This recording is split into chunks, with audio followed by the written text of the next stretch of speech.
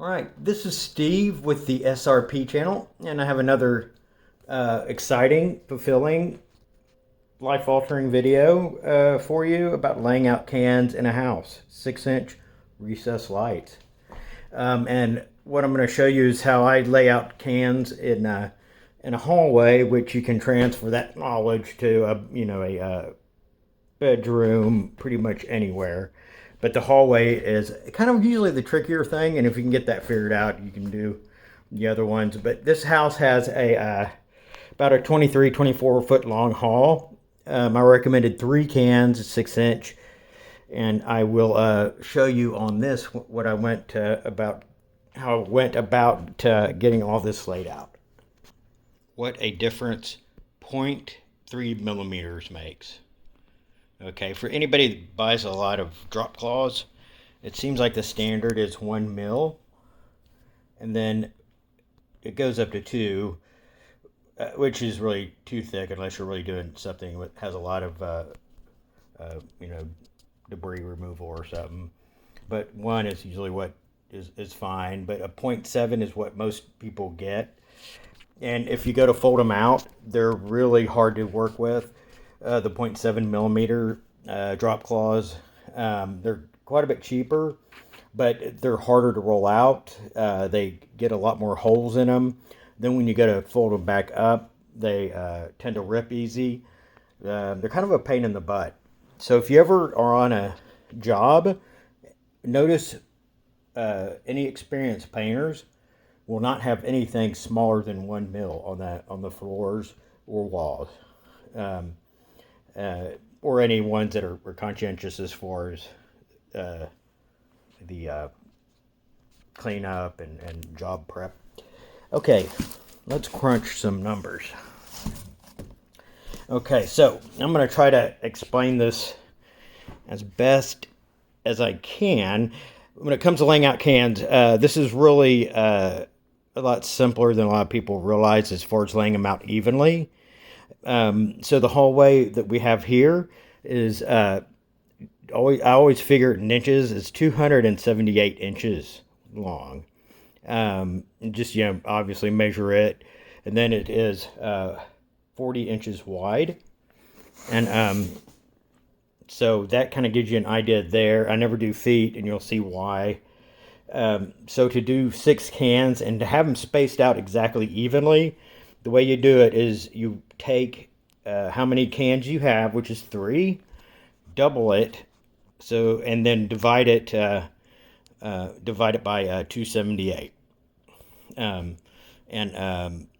that would give you 6, obviously. So you divide 6 by 278, and that would give you 46 inches. And then to the first can, and then 46 over here to the first, and then between cans it would be 46 plus 46, and that's 92, and then 138, which would be 46 times through 3 would be 148. Now on this here, when we did it, this came out to 46.3, so don't worry about that, obviously. Just round down. That's why just use 46. The half inch isn't going to kill you, or hopefully it won't. But anyways, that's how you do that. So if it was 4 cans down the hallway, you'd basically double that, which would be 8, and then divide it by 278. That'd give you the number you need for that. So it's really kind of as simple as that. Now, so if you're doing these, and say you have a room that has 6 cans, like this one here, actually has 6 cans. They're old ones, original cans. It'd be the same thing. You just use the same type of measurement on those. And some bedrooms. So this would be maybe your typical bedroom, typical small bedroom. You take the feet. This is about a 10 by 13 bedroom. You put that in inches. So it's 124 inches by 165, and then divide that by 4. And then that gives you the measurement here, 31, 31, 41, and 41. So it's a little bit, they're a little bit, obviously more distance here because the room's longer. But if you do it this way, it would give you the best light spread, even light spread you would ever need on that. So this is a bedroom. You can do the same thing with any room, media room, just mud room. Mud room's probably a bad example, but anything, the math works. So, but don't always be stuck to that too, because you can, like in a living room, a lot of people like to push the cans out to the wall and not be centered, and just kind of have like more accent lighting in the corner.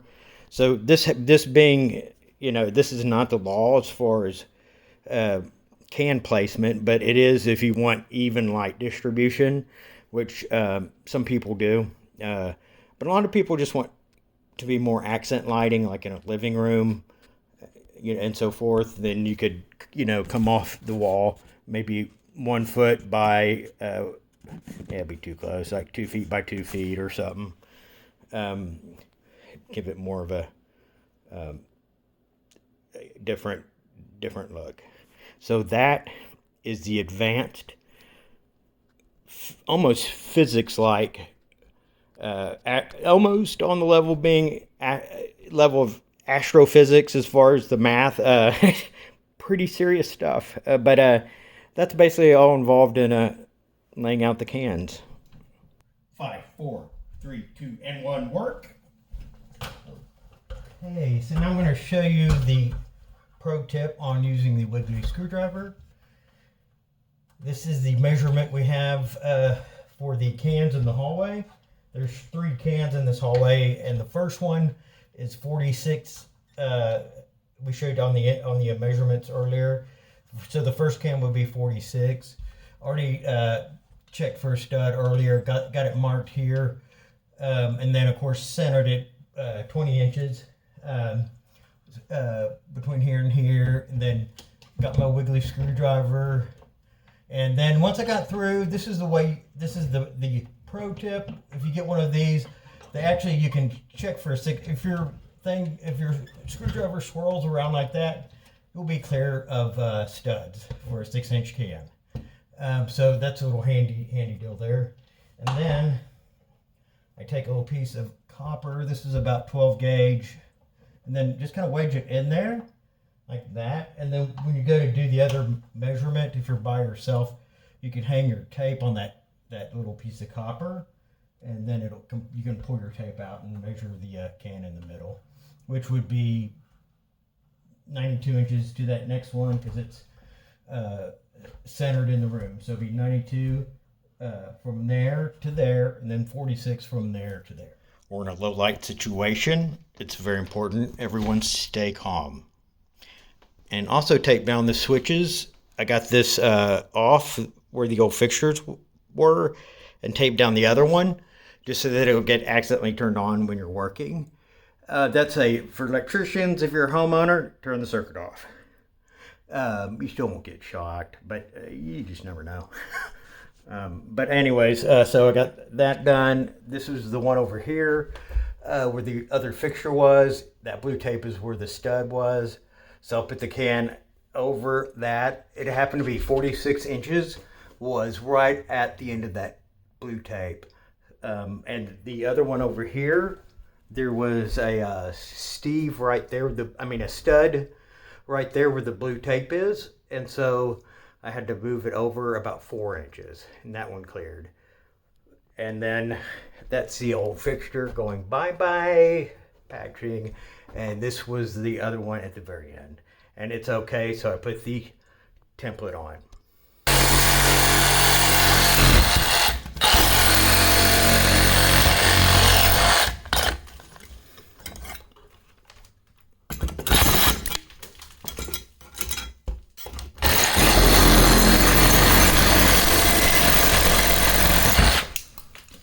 Ooh, damn. That's some fancy saw handling right there. Yep. you saw all that, held that saw and cut out that 3-inch box. So what we're dealing with here, I think my camera zoomed in. So is a 3-inch metal box, the original, where the light fixture was. And it was nailed to a stud, which I cut the nails going into the stud with my Sawzall. But at first I found where the stud was and then kind of wedged it out a little bit so I could get my saw in there and just cut the nails. That's the easiest way. Loosened up the strap with a flat head. This is a 3-way switch. And there's 2 fixtures, one at the end, one here. This side has 2 wires, which means that that would go to this side of the hall, which would be this can here. So that wire right there would come to the first can here, and then just run new wire. I'm going to run new wire from that to the other 2 cans and not reuse the old. Okay, I put my camera phone on ultra steady setting like half the time. I don't know how much difference that makes. I use WeVideo to edit stuff, so I don't know as far as, you know, they have their own built-in steadiness feature too, but I'm always just moving around, shaking and so forth, so I try to keep it as smooth as possible. So we're about to cut these cans out with this same little handy reciprocating saw. This is the blade I had to cut out the metal boxes. This is a bimetal blade, small teeth, a lot of them for metal. You can cut, of course, wood. Sometimes these are actually better for wood because they won't damage it so much. This is your little more aggressive blade, just for pretty much anything. Power blast cutter. So yeah, that's a precision deal right there. But anyways, so it's an arrow. It's good for cutting. It's a narrower head, so it can actually cut the circles out a little neater. And then we got everything marked, ready to go. This one here in pencil, ready to go. This one here in pencil, and always do some pre-knockouts for the saw. I just use a little keyhole saw at my hammer and knock in some holes so it's easier to start. And then that one. The Paisleys. Okay, the only time you can make fun of your customer's wallpaper, the ones that are paying you, is when it's being removed. So that's being removed, so I can make fun of it. Otherwise, I like a good wallpaper. Anyways, sorry, ADD moment.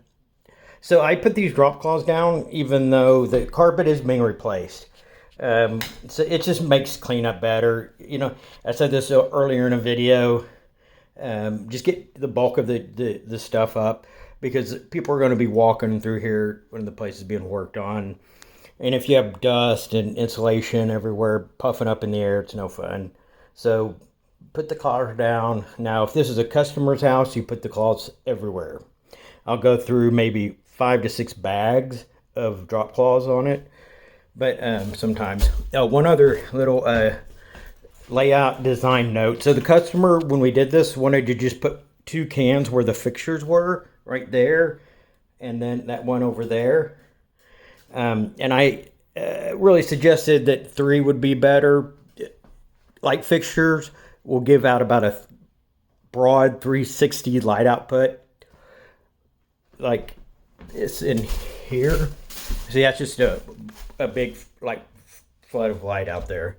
Cans are pretty directional, so you really kind of usually want more of them. So I suggested 3 in the hall, so they're more than fine with that. But you could see if you did put just 1 can where the fixture was here and there, it would be not real good to spread out lighting. And also, if you see here, I have my head thing on. I put a little pin up there, drilled through. There's decking right there, so I drilled a hole And then it will allow me to see the decking up in the attic, and then I'll actually have to cut it out up in the attic. It's like that over there too. But I'm not going to do that today because I didn't want to get into all that. I wanted to get in to a can layout and can wrap things up here. These are the trims I'm using. I didn't mention this earlier. I'm using an open baffle 6-inch trim. These are Home Depot's Commercial Electric house brand. I think they probably own Commercial Electric. Okay, a couple things I wanted to cover real quick. This is the can, obviously, installed in the attic. And had to cut the decking out. And as you can see, the attic has pretty thorough decking. It's clean. The new owners really cleaned it up good and well, as you can notice. But so obviously this is at the top of the stairwell, which is really kind of inconvenient. But what I'm going to do is put a little box over this. You can just put like a 2x4 here and here, lay it on its side, and put some plywood. But also too, you'll notice the foam. I always like to foam around these, especially the remodel cans. It helps hold them in place. And the foam I like to use, hate and love, is this Great Stuff Fire Block rated. That's electrical rated foam. Basically, it just has a higher heat rating and fire rating. So if the house caught fire or there's a fire inside the wall or something, this would last longer than most others. And also, too, probably gives off a different smoke when it burns. Sometimes that has to do with it. But this is a love-hate relationship. As you notice, this is a new one, and it says, reuse it. No drips, no mess. Yeah, so very seldom are you able ever to, very seldom are you ever able to reuse these. Here's one I was actually able to. If you can, just screw that on like that. You can't take this back off, but you have to leave it. And so I actually will set this in my van like that. I don't clear off any on the end, and maybe there'll be about a 20% chance. Wait a minute. No, 23% chance. Well, wait a minute. No, now that I think about it, I'd probably go to 26% chance that this would be reusable. But this is what it looks like at Home Depot.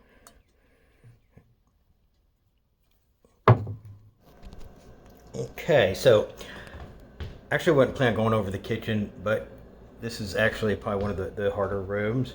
So initially the customer wanted about 2 cans down the middle.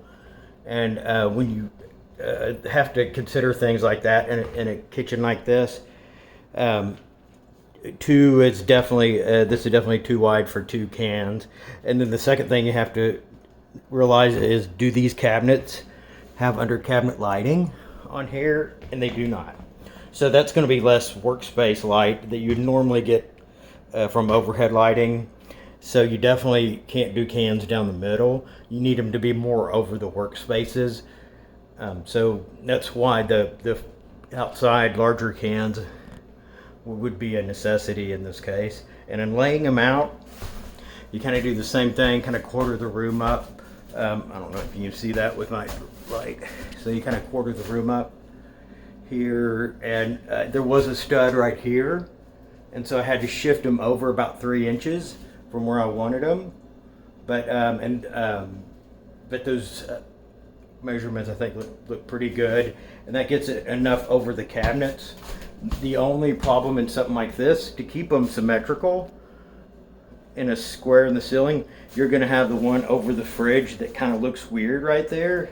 That's one of the harder things in trying to lay out kitchen lighting, is that fridge is sticking out about 27 inches. This cabinet over here was 24, so that's a few more inches it's sticking out. But this light, the can over here, I think will get enough light in the fridge to where that being over there won't matter as much, and this can over here will light into the oven. Rough edit. Okay, so I forgot to have my lamps out here. So this is the open baffle, like I discussed. You can use these little bright white, or this is more of a warm. I'm going to do some cans in the kitchen, so I use the bright whites for those. This is the color. This is the warm. Usually you can do that in the hallway. It really kind of depends too on the color. If they have a lot of darker colors in the house, a lot of times this bright white will help light stuff better. If there's a lot of white marble or grays, sometimes a warmer or bulb, this 2700 Kelvin works better. Kind of depends on, you know, you can, with these, you can try different ones. I think I'm swinging the camera around, sorry about that.